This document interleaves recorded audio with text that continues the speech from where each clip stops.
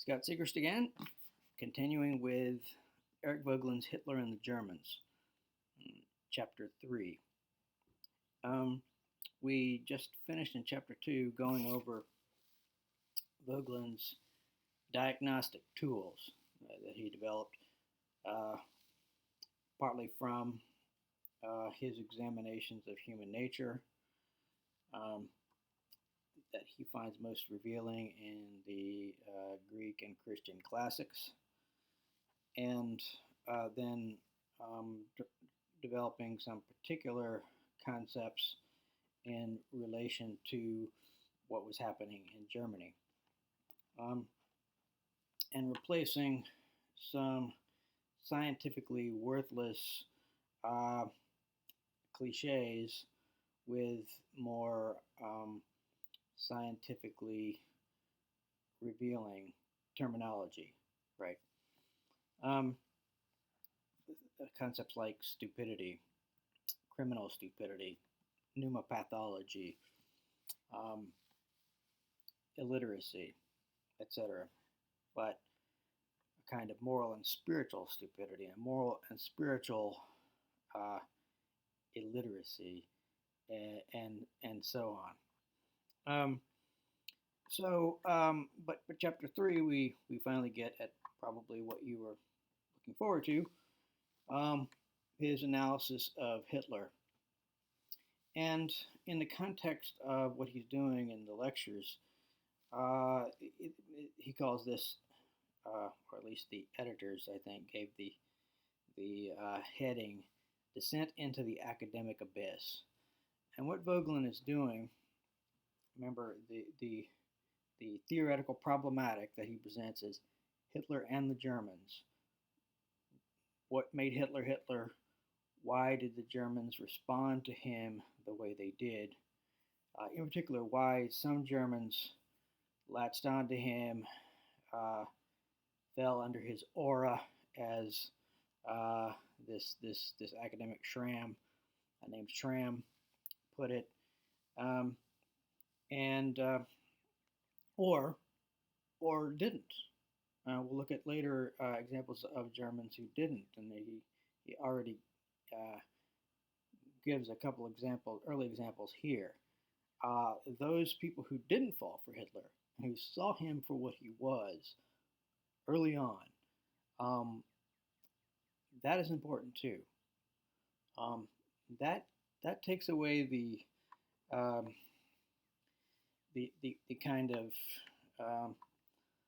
sort of sloppy assumption that uh, you know Germans were captives of their cultural context and so forth. People within that context, who grew up in that context, still were able to see what was wrong with what was going on and resist it in some form or fashion.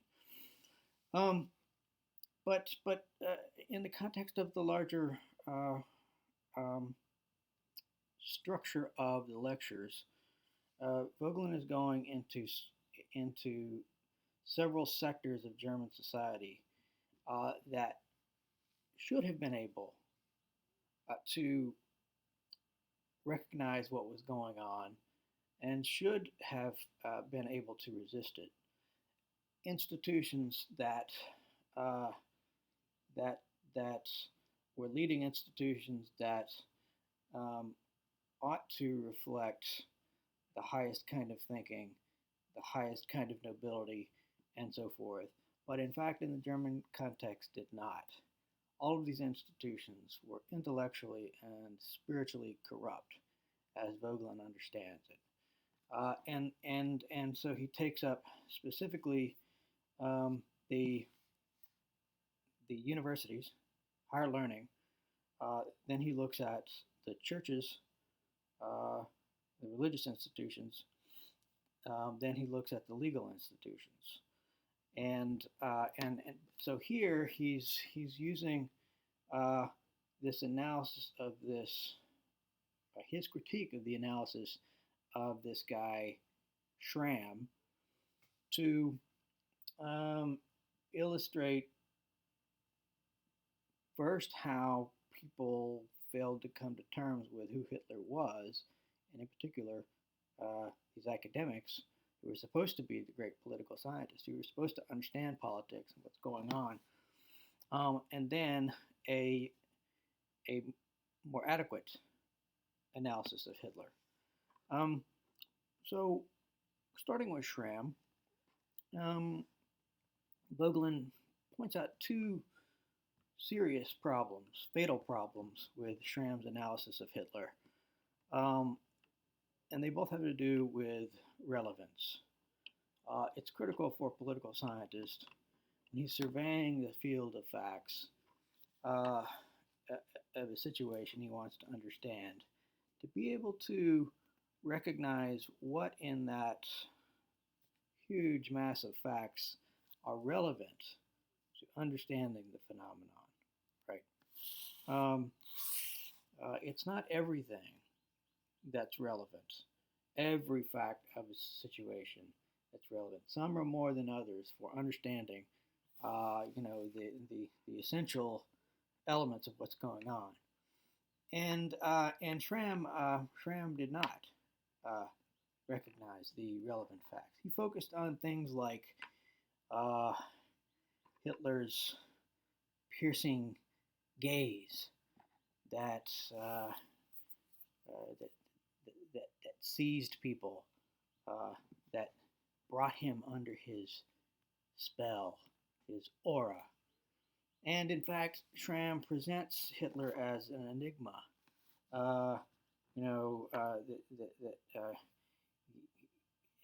Someone who's impossible to understand. That the image of Hitler shimmers.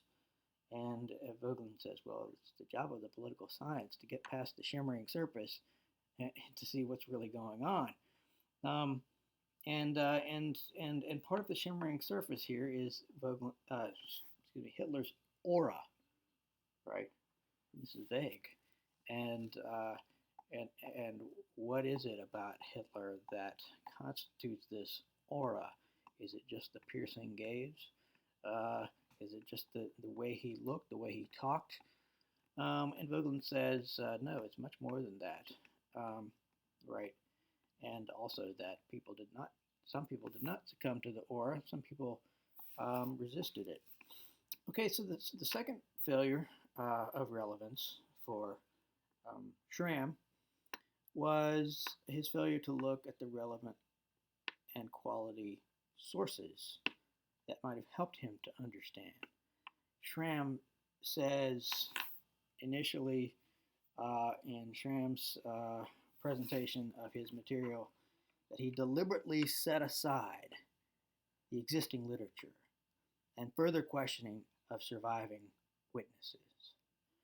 This seems like a strange technique, approach for an academic to take. And beyond that, not only was he not familiar with the best literature, such as Alan Bullock's study called Hitler, A Study in Tyranny, which Voegelin focuses on later as an example of a great piece of current literature. Not only was he ignorant of that kind of stuff, but he was ignorant, seemed to be ignorant of philosophical classics, classic writing, both modern and ancient. So his learning was superficial, right? He didn't have much to draw on in terms of giving a penetrating analysis. And in all this ignoring or ignorance of quality sources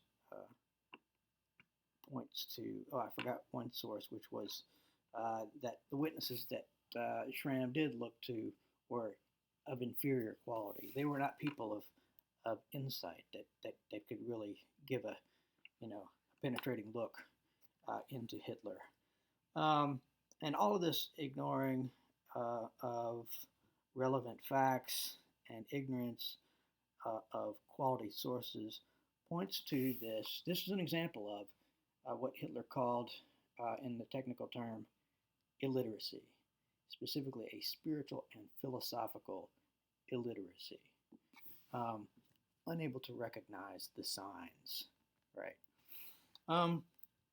So what are the relevant facts then for Hitler? for Voegelin. What are the relevant facts? Um, Voegelin suggests they are Hitler's intellectual and spiritual qualities. Again, set aside for now what exactly we mean by spiritual, but suffice it to say, some inner qualities, right, that manifest themselves in a person's behavior and language. Um, the relevant facts are Hitler's intellectual and spiritual qualities and his effect on people with respect to those qualities, right? Not to his piercing gaze, not to his magnificent displays of power. Uh, the big uh, squadrons of troops or whatever you call them, marching in lockstep, thousands, right, with the big Soviet flag and so forth in these magnificent new buildings patterned after Roman architecture and so forth. Not the effect of those things, because those things affected different people differently, depending on how they saw Hitler himself, right? So these are the relevant facts. Hitler's inner qualities and the effect on people's in reaction to those qualities, right? And Voegelin starts with the different reactions to Hitler as revealing. You notice the analysis of Hitler is not what you'd expect. It's not what most people do. Most people look into the ideology of Nazism and Hitler's biography and so forth. But Voegelin starts with this very personal thing: Hitler's relationship to individual people. And Voegelin starts with the different reactions to Hitler, right? And what they reveal about the quality of the people who react to him the way they do, right?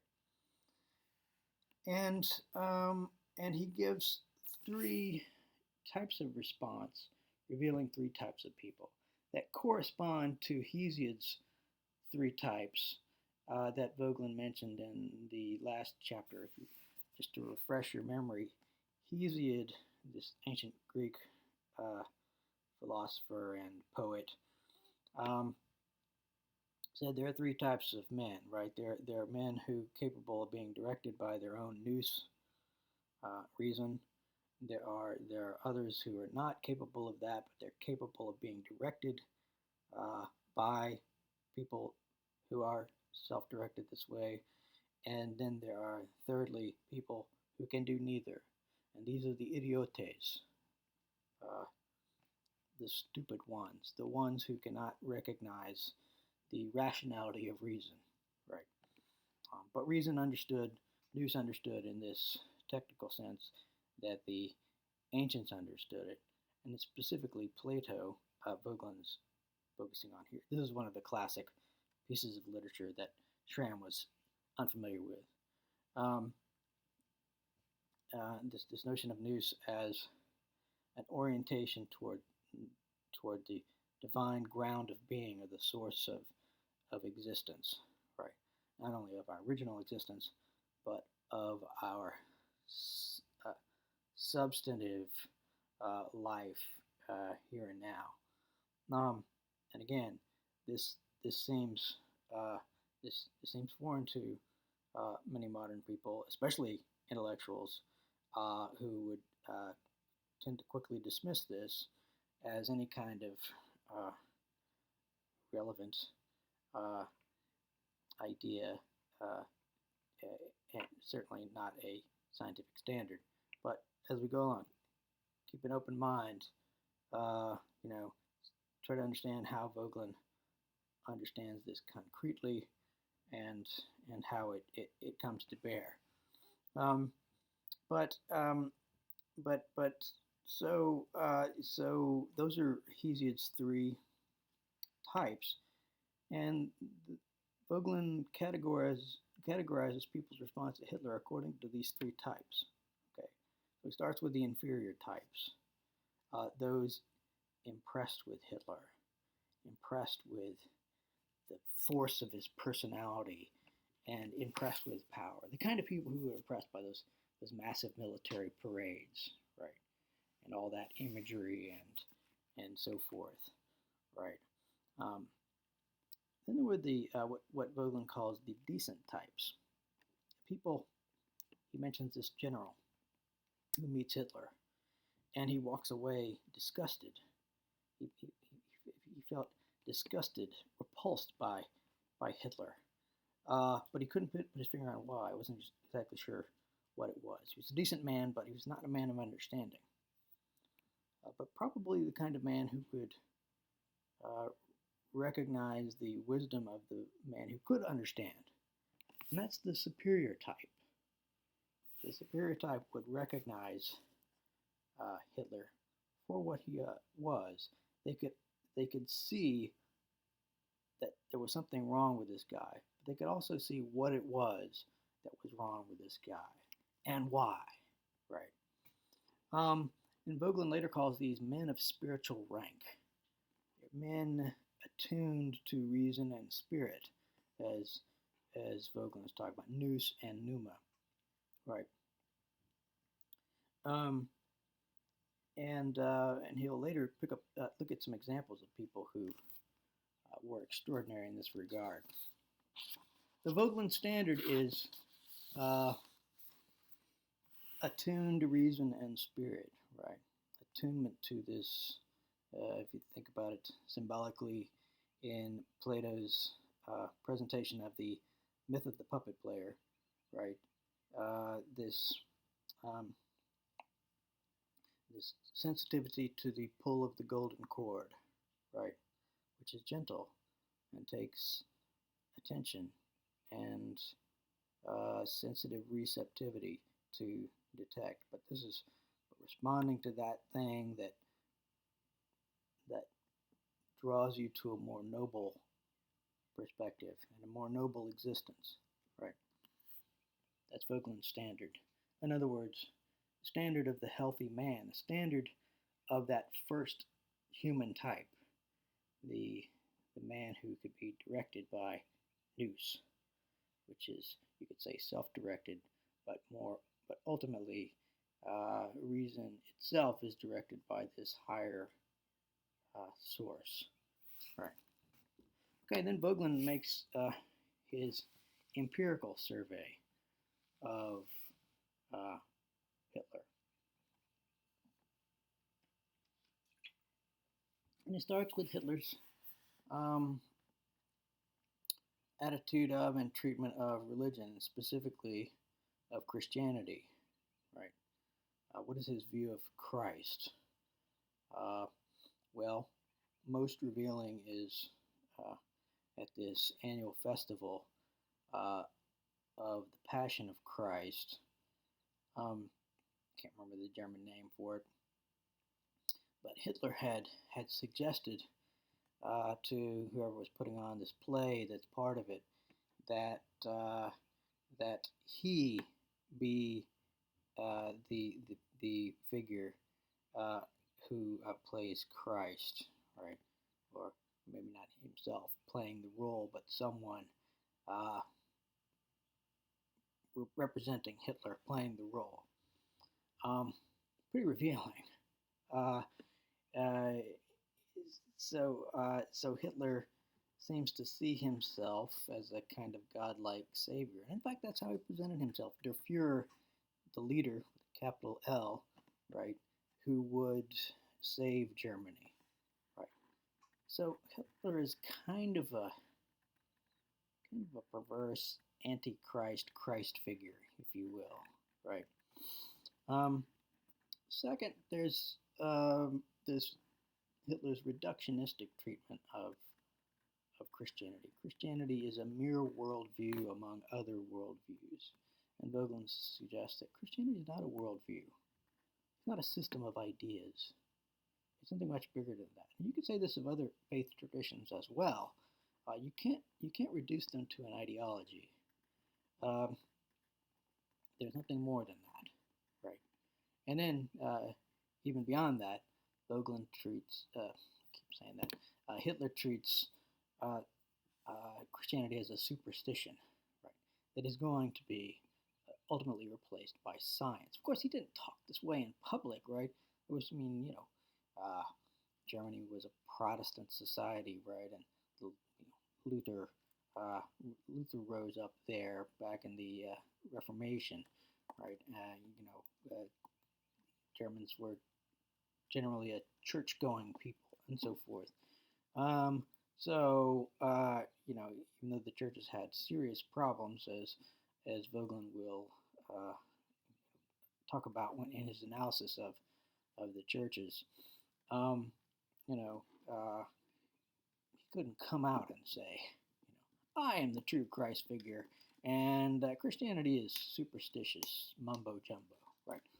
Um, but he foresees Christianity is being replaced by science.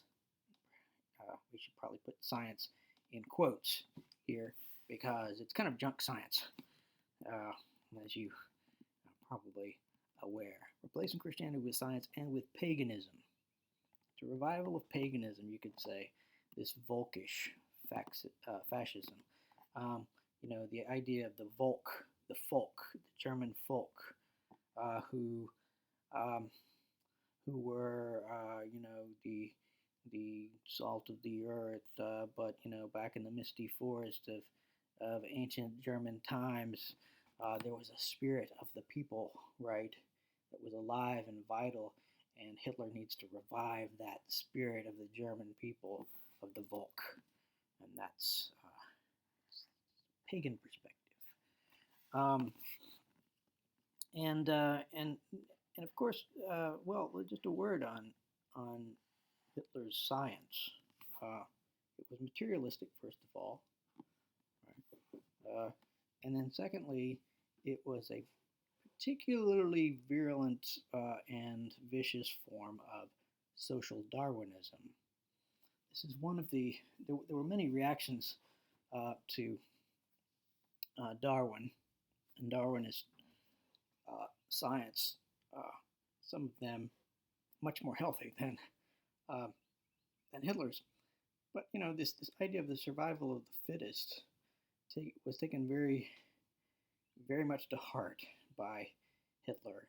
Uh, you know, the fittest race, in particular, um, the the superior race of the Aryans, and of course there was this junk race theory um, that Hitler aspired to or adhered to. Hitler was not original in this. There were race theories going around and being given uh, serious um, treatment by people, intellectuals, and common people in Germany for a while. There's a long history of anti-Semitism in Germany and in Europe generally. Um, but specific theories had been circulating around, and so Hitler was not original at all in any of his theories. His originality had to do with his application of them. And that tells you something about the quality of thought and of popular opinion at the time that these race theories had such a purchase. Voegelin, by the way, wrote 2 books on race, 2 of his earliest writings, one called Race and State, and one called the History of the Race Idea, which are brilliant.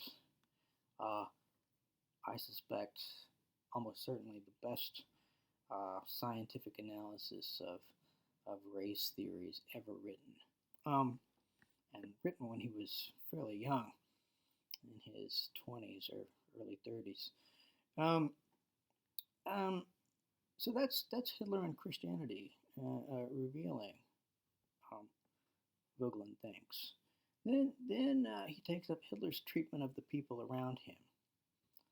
Um, and his treatment of women is especially revealing in some respects. Right? There was this case of this Jewish woman who a bunch of Germans had surrounded in the street. They shaved her head, right? Stripped her down, uh, pushed her around, put a placard over her, saying some uh, derogatory thing about Jews. I'm saying this from memory, so I may not have all the details right. Um, but you know, just this woman was humiliated and degraded uh, here publicly, and someone told Hitler about that, and Hitler just laughed and laughed. He thought that was the funniest thing, and and Voegelin says, well, that's very revealing about his attitude uh, towards women, towards human beings in general. And then there's the fact that Hitler was not at all attracted to intelligent women. He was only involved with, to use the old term, ditzy blondes or whatever. Right? No offense to blonde people out there, but that's the stereotype. Um, and Eva Braun, who was with him to the end, is a perfect example. Just a total airhead, right? And that's the kind of woman Hitler liked, right? Um, and then there was the fact that Hitler surrounded himself uh, with these inferior types, idiotes, right?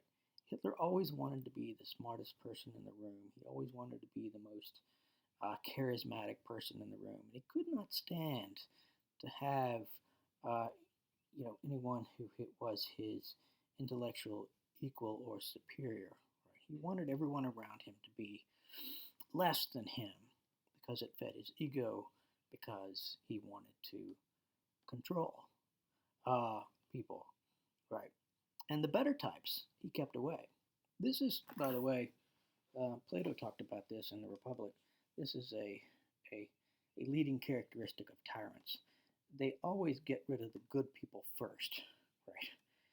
When they purge, um, you know, people who people who are smart enough and have the kind of character and the kind of what Voegelin calls, attunement of nous and spirit, pneuma, uh, to to call him out, to recognize his flaws, to criticize him. Right? They've all got to be. They're the first to go. Right. Um, and so in general, Hitler used people. Right. And he wanted to rule them or destroy them. Right? If he could not dominate, uh, he would destroy. Um, and so this reveals the the phenomenon that Voegelin mentioned, that term from Saint Augustine, libido dominandi, right? The lust for domination. This is what drove Hitler in his relation to other people. He wanted to dominate. Um, then there's Hitler's approach to books and learning. And Hitler, in his table talk, gives advice on how to read. And of course, you're probably ready to take notes. Okay, good. Hitler's advice on reading is probably valuable stuff. Um, but Hitler said, my advice is that you should always read everything to find material that's useful to your worldview. In other words, you read selectively for things you already agreed with, and you deliberately did not pay attention to anything that didn't fit that. And so there would be no questioning of your own opinions, no interest in real learning. He didn't read to learn. He read to support his ego and to support his already preconceived ideas, right? I'm sorry to tell you, but this is the way most students read. And I like to tell my students, don't read like Hitler. Right? This is a bad way to read. This is a way of reading not to learn anything. This is treating books, including great books, as Voegelin says, like uh, a garbage heap. If you're looking for little, uh, you know, um, knickknacks that you find of interest in there. So that's Voegelin. This is indicative of his ideological orientation, his closedness. Right, he had a closed system. He was not willing to question that system. Um, he shut out anything that didn't fit. Right, any realities that might be illuminated or pointed out by these books. Uh, if they didn't fit his system, they weren't worth paying attention to, and in fact, they would, uh, they would upset the apple cart. They would make anyone who took them seriously uncomfortable with their their preconceived notions, right? Their system. Um, okay, so Voegelin, you know, really gives a devastating treatment of Bullock's uh, analysis of Hitler, and then looks at some actual cases of Hitler's behavior in relation to other people, um, and in relation to ideas and learning, and um, and now he turns to an example of a great analysis of Hitler uh, in the current literature, and that is the English historian's Alec Bullock, Alan Bullock analysis. Still can read it today. This is a big, sprawling book, but there's a nice abridged version of it that's a little more manageable. Um, Definitely a great read and worth looking at. But what did Bullock see in Hitler? How did Bullock understand Hitler? And Voegelin points out that Bullock's conclusion that Hitler combined uh, a, a kind of genius for calculation, so a certain rational quality, with fanaticism. And this accounts for why people's reaction to Hitler is either that he was a genius who was capable of fooling everyone, or crazy. And these don't fit together. You can't be both, uh, you know, rational and crazy.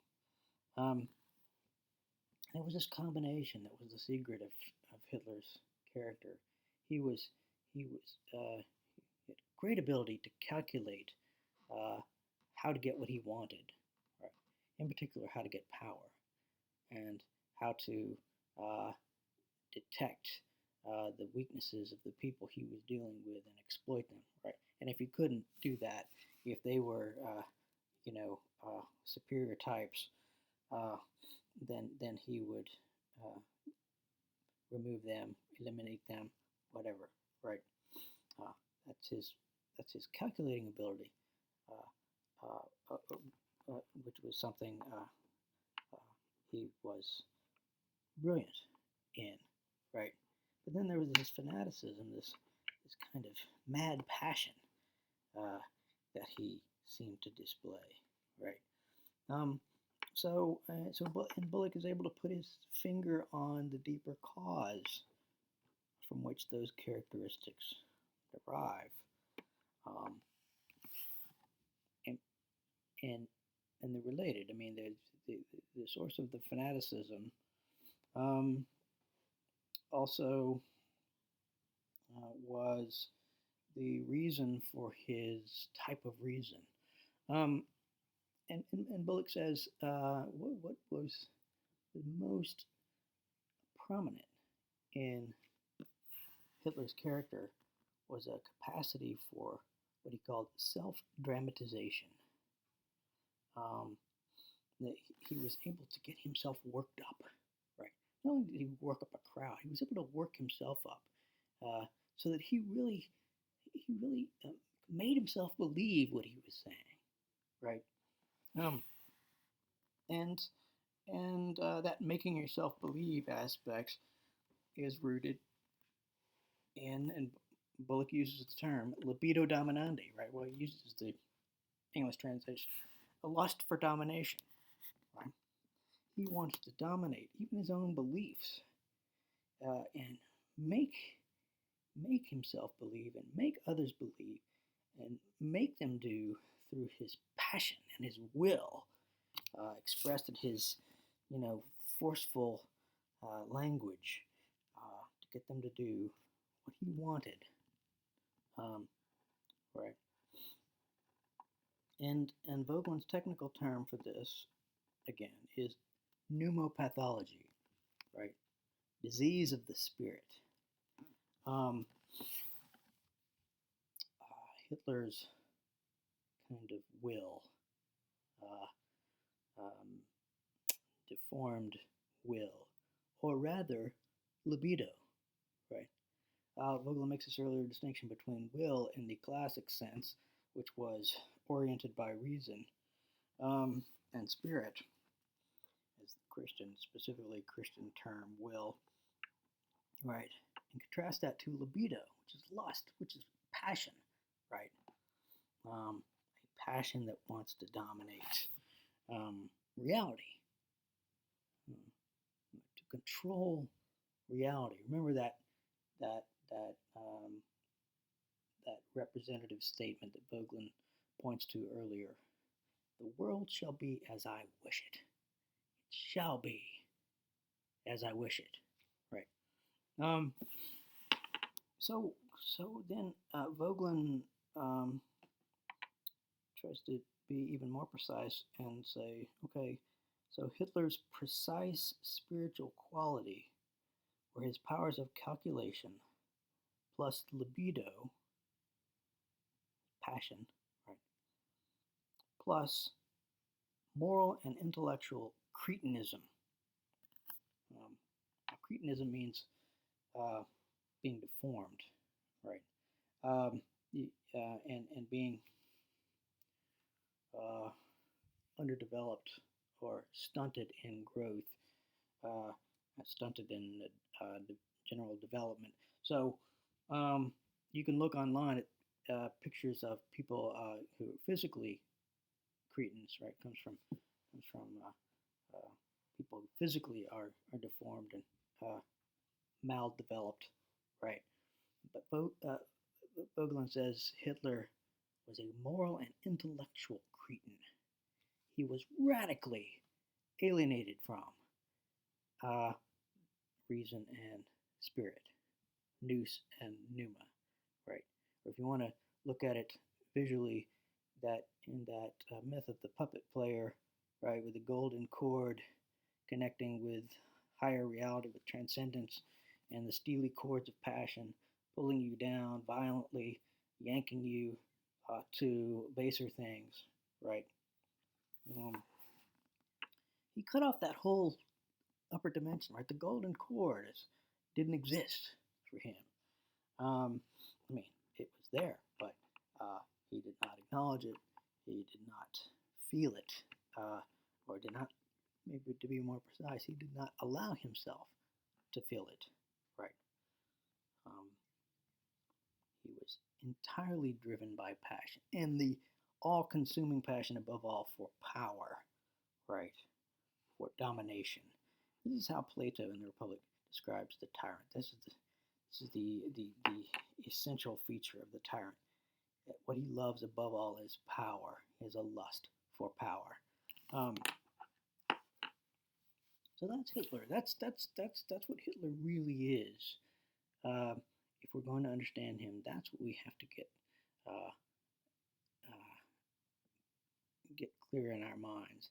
It was his combination of calculation plus libido plus moral and intellectual cretinism.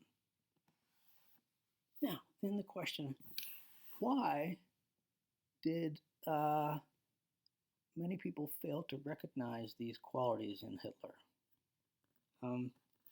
why in particular did an academic like Schramm, who was kind of created a sensation, even in the media at the time, Schramm, this uh, bright new academic, right?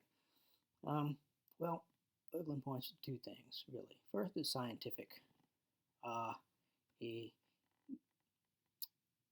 there's a radical deficiency in the political or social science of Schramm, right? And there are two things about this. First of all, the leading trend in political science, which still has a powerful hold on political science today, is a deliberate avoidance of value judgments. Right? Positivism is the name for it. We're just going to look at the facts. We're not going to look at opinions. They reduce questions of um, quality, good and bad, to values, which means just my own personal opinion and feeling about things. In other words, there is no objective way to understand moral uh, phenomena, right? But to set aside value judgments makes the capacity to analyze someone like Hitler radically deficient. I mean, what what is distinctive about Hitler? What is important about Hitler is precisely the moral atrocities, right, that he commits, and the moral atrocity that he is. If you can't get at that, if political science does not allow you to get at that, then it's not very good science.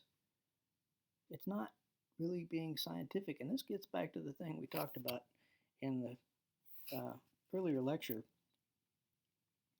about having the right kind of tools, right kind of methods to understand your subject matter, right? The kind of methods that would work in the natural sciences, biological sciences, uh, mathematical sciences, so forth, are not helpful for what's most important about political science, about politics, human affairs, generally, right?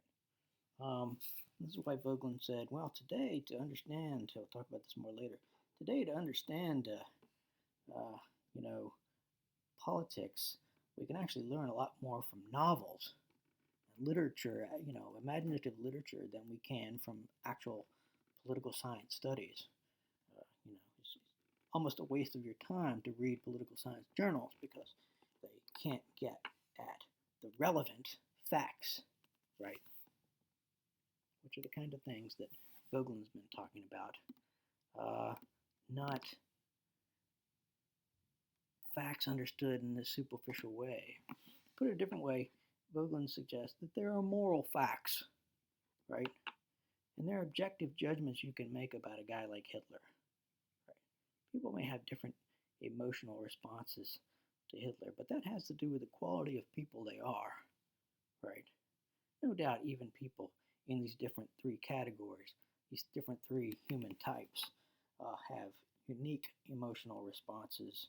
They, in terms of the fine uh, subtleties of their emotional responses, but fundamentally there is a right kind of response, emotionally, intellectually, spiritually, to a guy like Hitler, and there is a wrong response. There is a good response and a bad response, and that is because there are objectively good qualities and bad qualities about Hitler. The good qualities being nothing of a moral and spiritual nature, but calculative ability, right?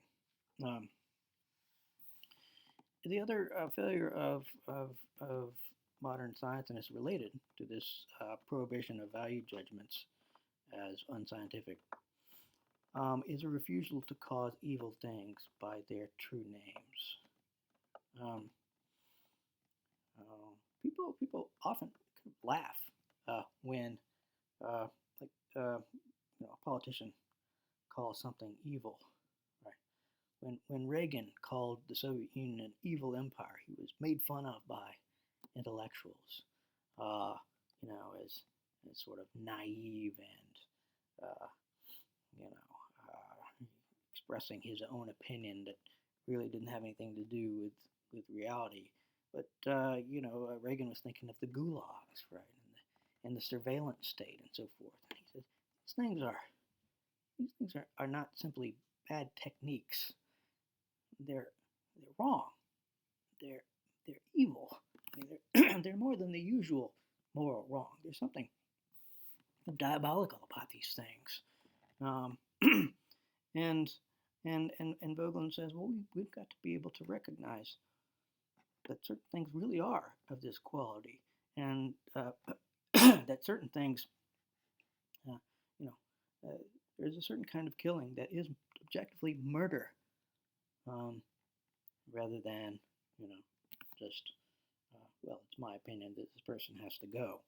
So that's the scientific failure, right? That's the reason for the academics to fail to recognize these qualities.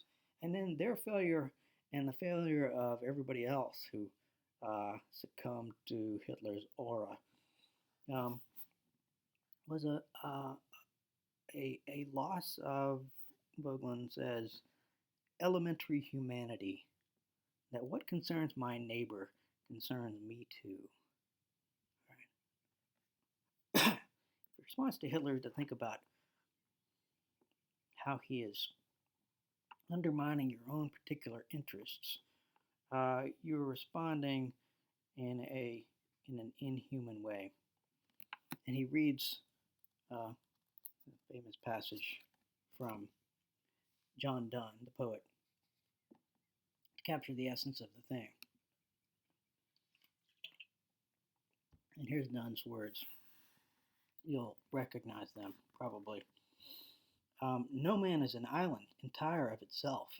Every man is a piece of the continent, a part of the main. If a clod be washed away by the sea, Europe is the less, as well as if a promontory were, as well as if a manor of thy friends or thine own were. Any man's death diminishes me, because I am involved in mankind, and therefore never sent to know for whom the bell tolls. It tolls for thee.